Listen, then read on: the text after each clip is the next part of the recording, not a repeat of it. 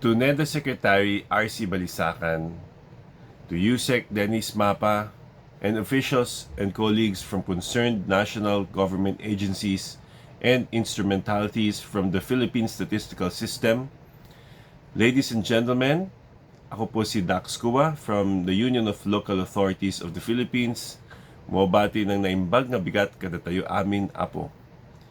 First, allow me to express my sincere gratitude to the Philippine Statistics Authority, the lead organizer of this event, for giving me the opportunity to deliver my keynote address.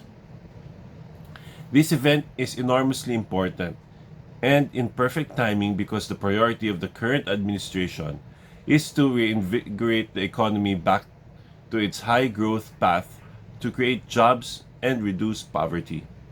Likewise, our new government has started exploring the devolution of functions of the national government agencies to the LGUs. In this regard, we as public officials recognize the need to generate comparable statistics at the local and national levels for better local planning and program implementation. However, to my knowledge, most of the data are only made available at the regional level. Considering the need to measure and monitor the socio-economic performance at the subnational level, it is clear that the government should have, at the very least, a mechanism for data generation down to the level of provinces. In this vein, the PSA has embarked on the compilation of the provincial product accounts, and the PPA serves as a source of indicators to monitor the economic development and progress at the provincial level, which will guide our policymakers in crafting more informed economic policies. But the PSA cannot do this alone. The participation of LGUs are very much crucial in the compilation of the PPA. As custodian of the Business Permit and Licensing System, or BPLS, the LGUs are rich sources of industry data necessary for the estimation of provincial gross domestic product. To maximize its use, this should be harmonized with PSA's database on the listing of establishments and establishments-based surveys census. The NGAs with business registration system must also do the same. Their data must be shared and harmonized with PSA for the improvement of the coverage of PSA's industry-based statistics essential for the formulation of government programs. Having integrated and harmonized data from the business registration system entails numerous benefits. Among them, we can estimate the share of informal sector in the economy, and we can also reduce the burden of respondents in answering questions in a survey or census. This is where the statistical standards and classifications come into play.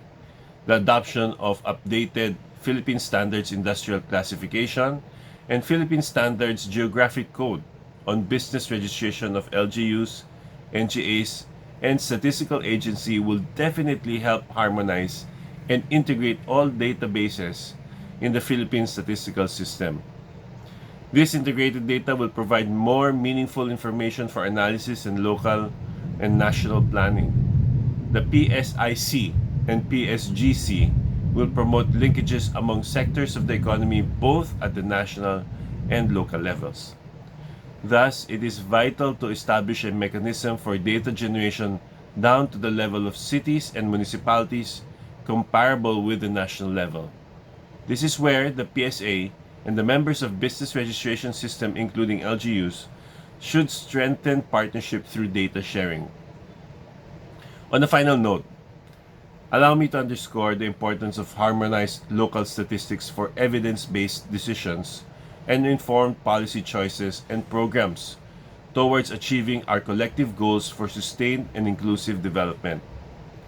I would like to encourage all national government agencies and LGUs to place greater value on institutionalizing the adoption of updated PSIC and PSGC on our respective processes. I also urge everyone to promote and further strengthen partnerships and data sharing to come up with a total picture of socio-economic development in the Philippines for more informed decisions and more efficient delivery of government services. Let us all work together to achieve our collective long-term vision and aspirations for the Filipino people as indicated in the Ambition Natin 2040. Let us put our standards on the highest level to build a strong foundation for clean, efficient, and fair government in order to attain the matatag, maginhawa, at panatag na buhay for all. Again, this is ULAP, represented by Dax Kua. Maraming salamat at mabuhay po tayong lahat.